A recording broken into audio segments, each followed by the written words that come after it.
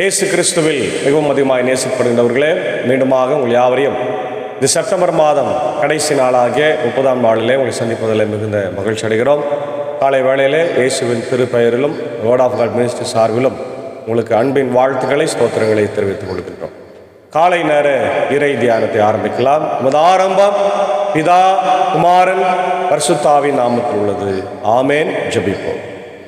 மகா இரக்கமும் கிருபை நிறைந்த அன்பின் பரலோக பிதாவே, எங்கள் ராஜாதி ராஜாவே, கர்த்தாதி கர்த்தாவே, இந்த ஆசீர்வதிக்கப்பட்ட மனமகிழ்வான ஆண்டவரே, செப்டம்பர் மாதம் 30ஆம் நாளுக்காக நன்றி செலுத்துகிறோம். இந்த மாதம் முழுவதும் கிருபையாக எங்களை காத்து வழிநடத்திருக்கிறேன். சுத்தமானால் மறுநாளிலே ஆண்டவரே அக்டோபர் மாதத்தை நாங்கள் கண்டு உங்களுக்கு நன்றி செலுத்த கர்த்தர் கிருபைத்தார்.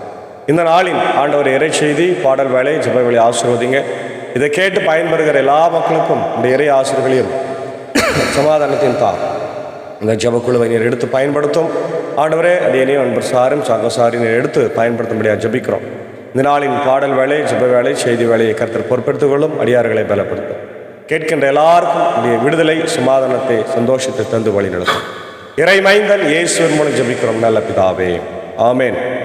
காலை வேளையில் நாம் இந்த பாடல் புத்தகத்தில் ஆண்டவரை துதிக்கும்படியாய் 57வது ஞான பாடலாகிய பராபரனே உமது ராஜாசனத்தின் அண்டைக்கு பணிந்து தாழ்மையாய் வரும் பாவியை தள்ளாதேயும் என்ற பாடலை சாரோடு இணைந்து நாம் பாடுவோம். 57வது ஞான பாடல்.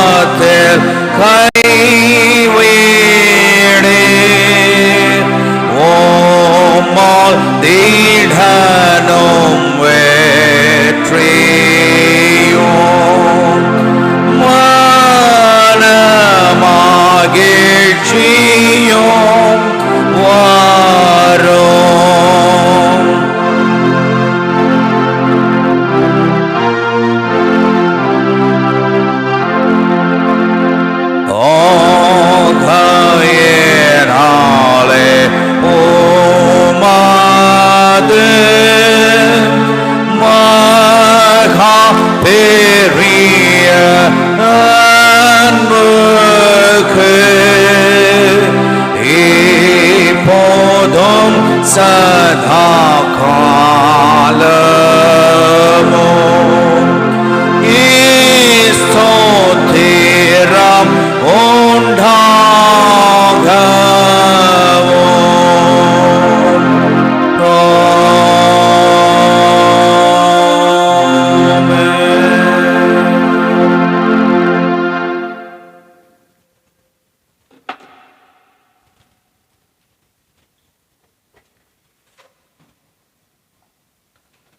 கிறிஸ்தேசுக்குள் மிகவும் அதிகமாக நேசிக்கப்படுகின்றவர்களே, உங்கள் யாவரையும் இறைமைந்தன் இயேசுவின் திரு பெயரிலே இந்த காலை வேளையிலே அன்போடு வாழ்த்தி வரவேற்கிறோம். இந்த நாளுக்காக தியானிக்கும்படியாய் தெரிந்து கொண்ட கடவுளுடைய வார்த்தை, அது பழைய ஏற்பாட்டின் தீர்க்க தரிசன புத்தகம் ஆபக்கூக்கினுடைய இந்த முதல் அதிகாரத்தை நம்ம பார்க்க இருக்கிறோம்.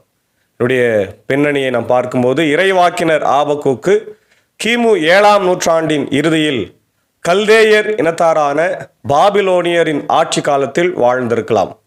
பாபிலோனியர் கொடுமை செய்வதையும் கொள்ளை அடிப்பதையும் கண்டு மனம் வெதும்பி ஆண்டவரை நோக்கி, பொல்லாதவர்கள் நேர்மையானவர்களை விழுங்கும்போது நீர் ஏன் மௌனமாய் இருக்கிறீர் என்று வினவிய ஆபக்கூக்கிற்கு தாம் குறித்த காலத்தில் தண்டனை தீர்ப்பை நிறைவேற்றுவதாகவும், அதுவரை நேர்மையுடையோர் கடவுள் மீது கொண்ட நம்பிக்கையினால் வாழ்வார்கள் என்றும் ஆண்டவர் மறுமொழி கூறுகின்றார்.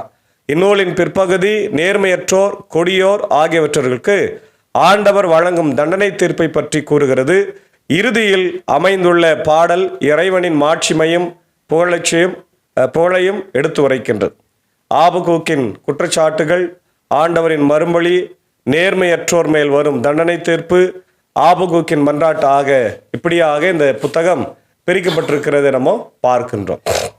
இந்த புத்தகம் பொதுவாக 7ஆம் நூற்றாண்டில் எழுதப்பட்டதாக நம்ம பார்க்கிறோம். இதனுடைய ஆசிரியர் வேற யாரும் இல்லை, ஆபக்கூக் என்று நம்ம பார்க்கிறோம். இதனுடைய காலகட்டம் 612 586 BCEல நம்ம பார்க்கிறோம். பாபிலோனிய ராஜாக்கள் நெபுகத்நேச்சர், நேபுகாத்நேச்சர் இவர்கள் இருக்கிற காலத்தில் நம்ம பார்க்கிறோம். ஆபக்கூக் கடவுளோடு கேட்கின்ற ஒரு கேள்வி, ஏன் என்னுடைய இஸ்ரவேல் மக்கள் அதிகமாக பாவம் செய்கிறார்கள், அவருடைய இன்ஜஸ்டிஸ், யூதாவில் மிகப்பெரிய ஆண்டவருக்கு விரோதமான செயல்களை, சமூக விரோத காரியங்களை அவங்க செய்கிறாங்களே என்று கேட்கின்றார். என்னுடைய பின்னணியை பார்க்கும்போது, ரைஸ் ஆஃப் பாபிலோன், பாபிலோன் என்கின்ற பெரிய தேசம் அது எழும்பி வருகிறது.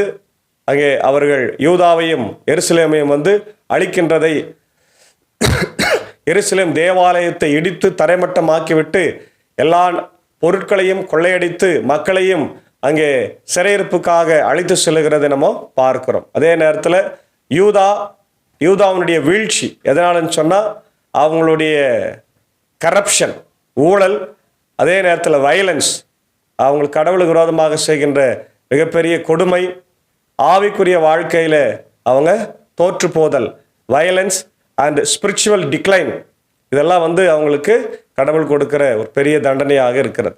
அதே நேரத்தில் ஆபக்கூக்கோடு வாழ்ந்த தீர்க்கர்களை பார்த்தீங்கன்னா செப்பனியா, எரேமியா, எசேக்கியேல், தானியேல் இவங்கெல்லாம் வாழ்கிறத நம்ம பார்க்குறோம். இப்படி முக்கியமான பாயிண்ட் இதில் இருக்கிறது காட்ஸ் ஜஸ்டிஸ், கடவுளுடைய நீதி, அதை நம்ம பார்க்குறோம். அதே போல் விசுவாசமும் நம்பிக்கையும், ஃபெய்த் அண்ட் ட்ரஸ்ட். அடுத்தது காட்ஸ் சோவர்னிட்டி, கடவுள் எல்லார் மேலே அதிகாரம் உள்ளவர், கடவுள் நாடுகளை அவர் கையில் வைத்திருக்கிறார் என்ற சிந்தனை. அதே போல் இன்ஃப்ளூயன்ஸ் தியாலஜியில் நம்ம பார்க்கும்போது இதில் Christian theology, Jewish Christian theology, faith, God sovereignty இதெல்லாம் இருக்குது. இவைகளை நம்ம இந்த நாளிலே ஆழமாக பார்க்க போகிறோம். முதல் அதிகாரத்தில் இருக்கின்ற வார்த்தைகளை நம்ம பார்க்க போகிறோம். The prophets plea and God's response, தீர்க்கர் மன்றாடுவதும் கடவுள் கொடுக்கிற பதில் உரையும். இறைவாக்கினர் ஆபக்கூக்கு கண்ட காட்சியில் அருளப்பட்ட இறைவாக்கு. அநீதி குறித்து ஆபக்கூக்கின் முறையீடு. ஆண்டவரே, எத்துணை காலத்திற்கு நான் துணை வேண்டி கூக்குரல் இடுவேன், நீரும் செவிசாய்க்காது இருப்பீர். இன்னும் எத்தனை காலத்திற்கு வன்முறையை முன்னிட்டு உம்மிடம் அழுது புலம்புவேன், நீரும் எம்மை மீட்காமல் இருப்பீர். நீர் என்னை ஏன் கொடுமையை பார்க்க செய்கின்றேன், கேட்டினை காண செய்கின்றேன். கொள்ளையையும் வன்முறையையும் என் கண் முன் நிற்கின்றன. வழக்கும் வாதும் எழும்புகின்றன. ஆதலால் திருச்சட்டம் வலுவற்று பயனற்று போகின்றது.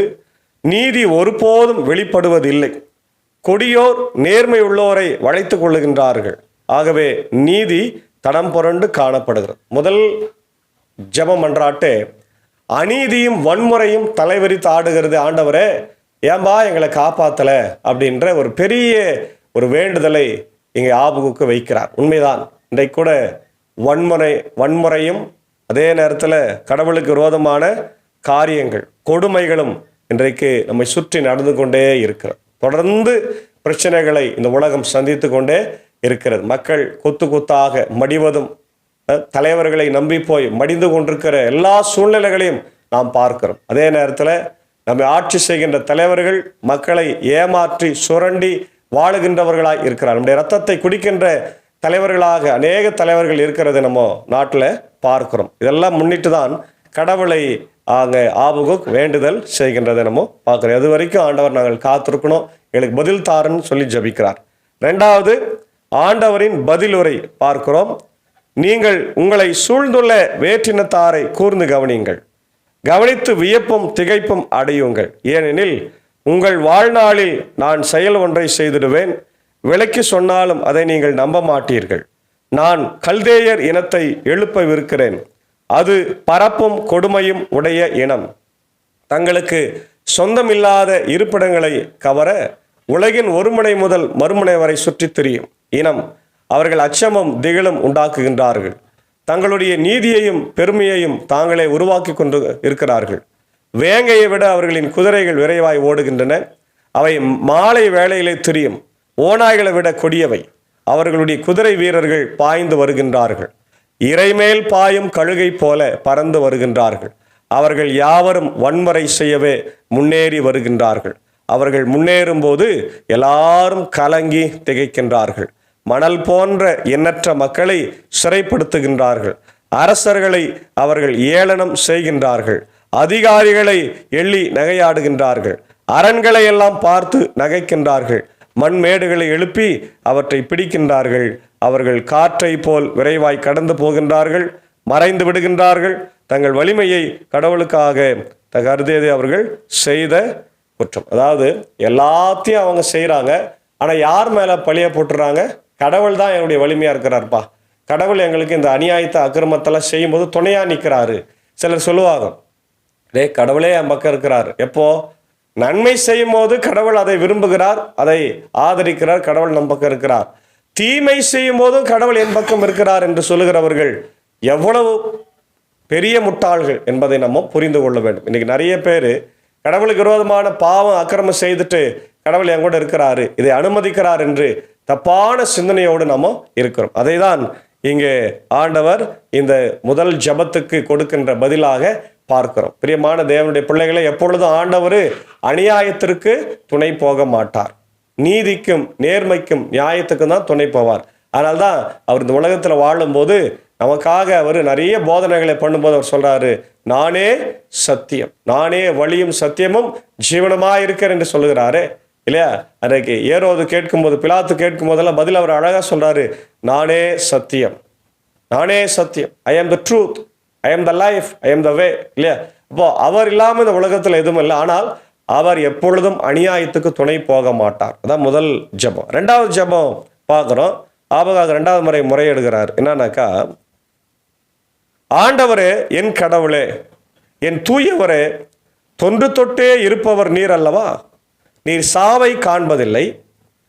ஆண்டவரே, அவர்களை எங்கள் தண்டனை தீர்ப்பாய் ஏற்படுத்தியவர் நீரே.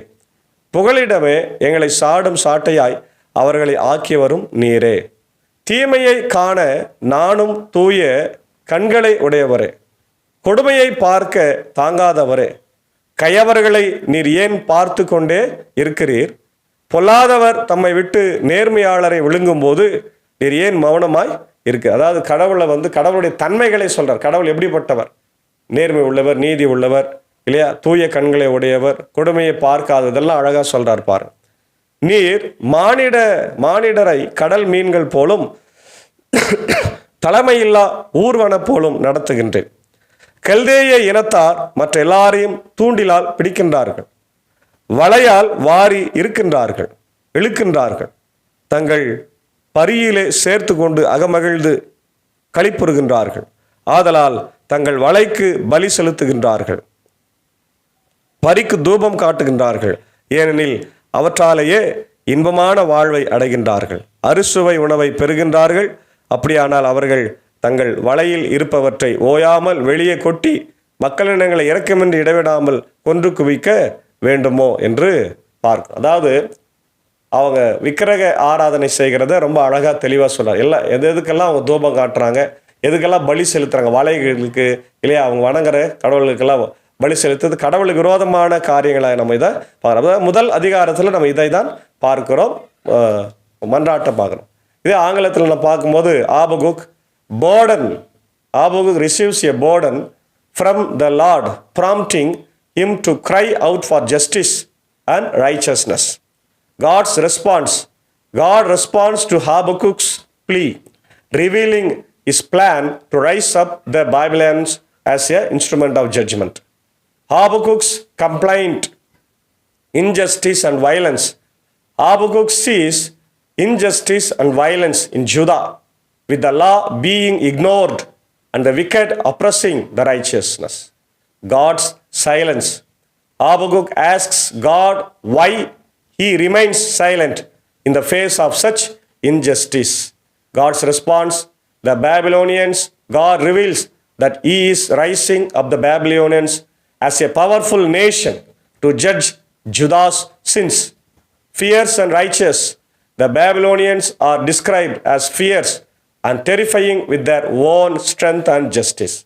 Habakkuk's concern, God's holiness. Habakkuk questions how God, who is holy and eternal, can use a nation that is even more wicked than Judah to judge them. God's justice. Habakkuk struggles to understand God's justice and why he would use the Babylonians to punish his people. Conclusion, trusting God's sovereignty. May we learn from Habakkuk's experience and trust in God's sovereignty even when we don't understand his ways. Additional points, God's justice, the role of prophets in the Habakkuk book. சில வசனங்களை நம்ம இணை வசனங்களை நம்ம பார்க்கும்போது ஆபகுக் 2:2 அவர் vision தருகிறது, தரிசனம் தருகிற பார்க்குறோம்.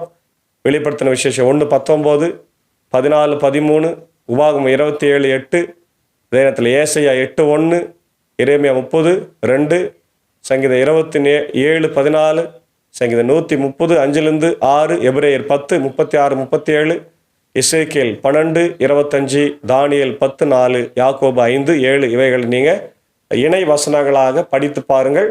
நிச்சயமாக இந்த முதலாம் அதிகாரம், ஆபகுக்கினுடைய முதல் அதிகாரம் நமக்கு தெளிவாக புரியும். சிம்பிளாக சொல்லணும்னா, இஸ்ரவேல் மக்கள் செய்கிற பாவங்களை முன்னிட்டு அவர் வேண்டுதல் செய்கிறார்.